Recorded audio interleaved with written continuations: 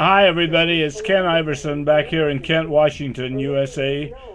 It's the 7th of September, the day after Labor Day, 2010. I'm recording in Kent, Washington, and we just established that Reverend Terry Jones of the, what is the name of the church? The Dove World Outreach Center, a fundamentalist Christian church in Gainesville, Florida. He has been the pastor there since 1996.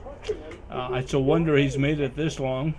We've established that he is either demented, which he doesn't appear to be, maybe a little bit, or mentally ill. And we've decided that it would be we'd be dignifying him to call him mentally ill, or evil. And we've suggested that the Reverend Jones is probably projecting his own belief that Islam is of the devil. He's probably projecting his own evilness onto Islam, that he is the devil, in fact, and not Islam. So we've done away with Reverend Jones now, or Reverend whatever his name is, Terry Jones.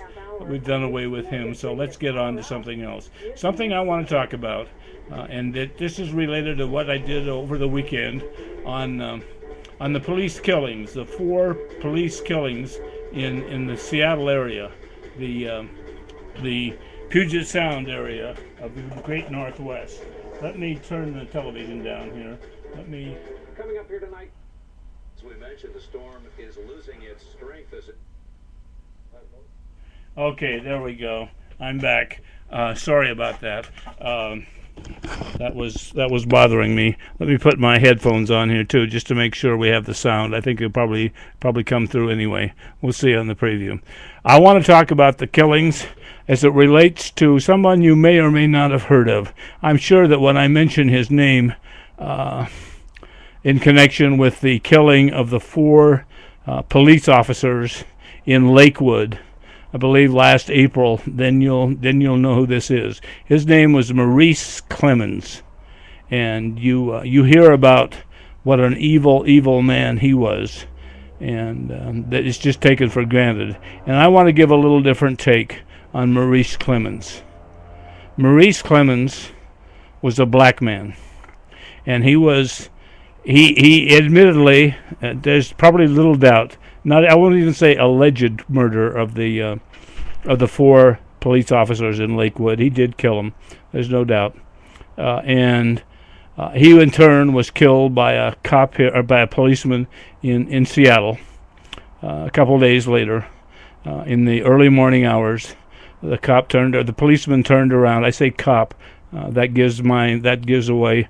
I've learned to disrespect, I think deservedly so, the police, because of all of the rash of killings we've had in this area, and some of the personal experiences I've had with the cops. So I'll call them what they are, cops, although they probably don't like that.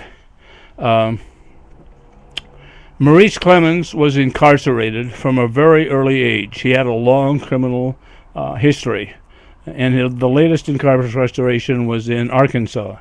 And when Mike Huckabee was governor of Arkansas, when he left office, I don't know what the word is, pardoned or paroled, or not paroled, pardoned all kinds of people who were in Arkansas Penitentiary. And Maurice Clemmon was one of them, and he was pardoned, and he came to the Northwest. And then the next time you hear about Maurice Clemmon, it's in connection with the killings of the 4 Lakewood officers. And I want to say about Maurice Clemmon, this is not to defend Maurice Clemmon, but this is to explain something that most people probably don't know, or haven't thought about very much. Maurice Clemmon was mentally ill. He thought that he was Jesus. Now, when someone thinks they're Jesus, either they are Jesus, in which case we should be worshiping him, or they're not Jesus, in which case there's a pretty good chance that he was mentally ill. I think that's a fairly safe assumption, although you can never be sure. Jesus may have been back here many times, and we locked him up in the back wards of mental institutions because we said that he was mentally ill. So who knows? Who knows? Anyway, Maurice Clemmon was not, we'll say for the sake of argument, he was not Jesus, that he was mentally ill. Now, what was he doing then in an Arkansas penitentiary? What was he doing from an early age? He was probably mentally ill from an early age.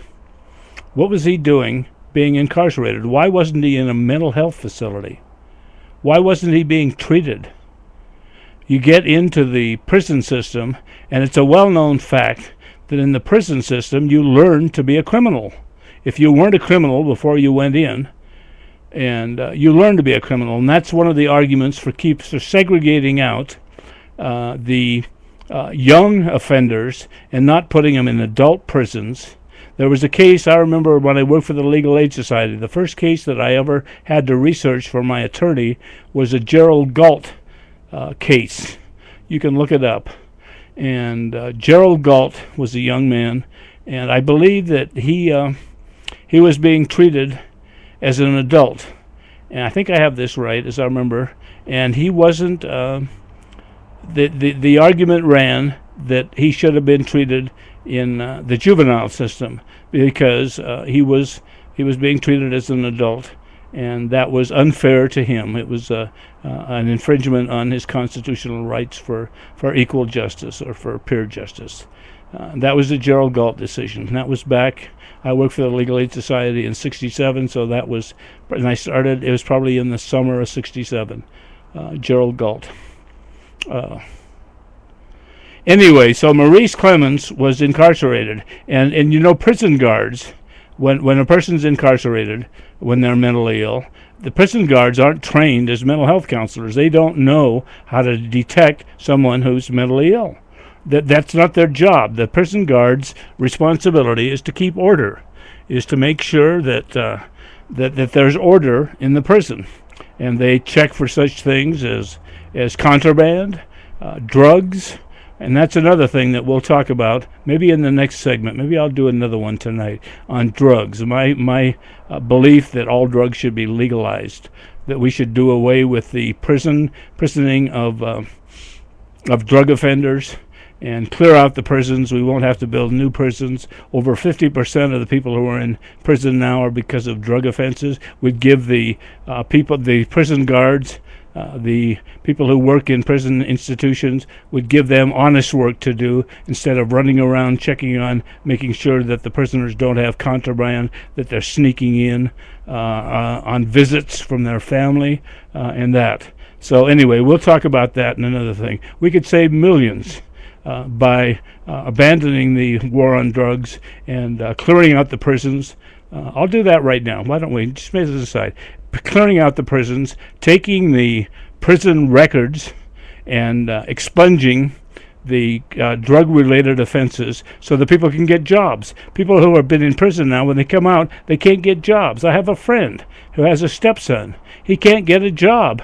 And my friend thinks that he's lazy and no good and all of that. I submit to you that he can't get a job because he has a prison record. And people are not going to hire them, particularly in this economy, when they have a choice between someone who has a prison record or doesn't have a prison record. They're not going to hire someone who has a prison record. It just makes sense. So we'll do that. We'll allow people to have gainful unemployment. They don't need to go on welfare. They don't need to steal to support themselves, to support a habit, because we have, what we'd do is legalize drugs. We'd sell it. In the state of Washington, liquor is sold in liquor stores, in outlets, in state outlets, liquor stores. It's not sold like it is in California in supermarkets or drugstores or whatever. There are outlets here in the state of Washington. So we could do that. We would control it. We'd charge a modest price. We'd take the money out of the drug trafficking, and we would have no more need for drug cartels because there would be no money. There would be no reason.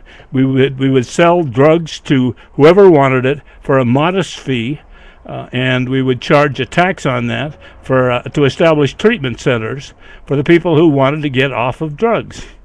And this makes eminent sense to me. So we've eliminated the prisons. We put the prison guards back to honest work.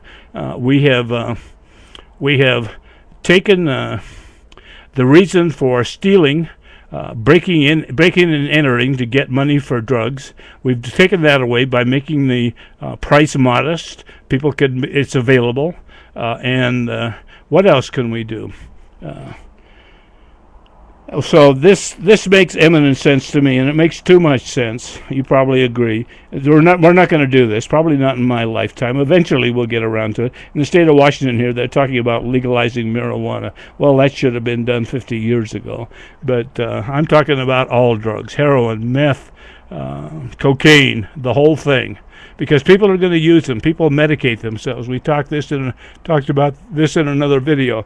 People medicate themselves with street drugs.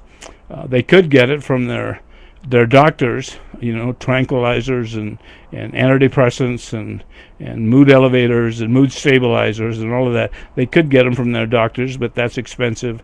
It's probably in the long run it's less expensive, but people have that in their minds that they can get street drugs, and that's the way to go. And they get prescription drugs. OxyContin, for example, that's a drug that's a prescription drug. And there are mills, particularly in places like Florida, there are mills that they do nothing but write prescriptions for OxyContin. You pay $10 or $15, you can get a prescription. You go get it filled, and you can have your OxyContin. And I say the reason people take drugs is because they're hurting, and particularly in an economy like this, people are hurting. They're out of work. They are frustrated. They're unhappy, and they end up doing things that they wouldn't ordinarily do. For example, killing people or beating on people. Spousal abuse goes up during times of high stress. And this is a time of high stress in the United States. Around the world, I would like to see the figures on spousal abuse around the world right now. So anyway, this is one of the things I haven't done. But let's get back to Maurice Clemmons. Maurice Clemmons was incarcerated, and admittedly he did a terrible, terrible thing. And I'm not detracting from that at all, but he was mentally ill. He really was. And the policeman who killed him was hailed as a hero. And I suggest to you that if you kill someone who's mentally ill, you're not a hero. I don't know what you are, but you're not a hero. And this officer was claimed all around the country. The policemen were talking about what a hero was. The media here in Seattle was saying what a hero this cop was who killed the... There I go again, calling him a cop. I'll call him what he is. He's a cop. He's not a hero. He killed a mentally ill person. The penitentiary system the prison system in Arkansas incarcerated a mentally ill person. You don't do that to mentally ill people. This is 17th century, 18th century, 17th century, going back further than that, when we incarcerated mentally ill people. The witch trial, the Salem witch trials, for example. Probably the witches were mentally ill, and we got over that, I thought, but apparently not. It's a travesty the way we treat mentally ill people. And I have mentioned, I think in another place, that I have known several people who were mentally ill. One of them was a friend of mine, a hero of mine, Dennis Sweeney. And Dennis Sweeney killed Representative Allard Lowenstein. Dennis Sweeney went to Stanford the same time I did. Look at my video on the early civil rights movement about Dennis Sweeney. We have a little more time here. Another one was John Hinckley, who the person who tried to kill President Reagan. And the difference between Maurice Clemmons, Dennis Sweeney, and John Hinckley, there were two differences. One is Maurice Clemmons was black and he was poor. Dennis Hinckley was white and his parents were rich. And Dennis Sweeney was white. And I love you, Dennis, I really do. But you're white. You are white. You are white. You were white. You still are white, I assume. And you came from a good family. So anyway, those are some of my observations on Maurice Clemmons and justice and the prison system and drugs and things of that nature. So anyway, this is Ken Iverson signing out in Kent, Washington. Bye-bye.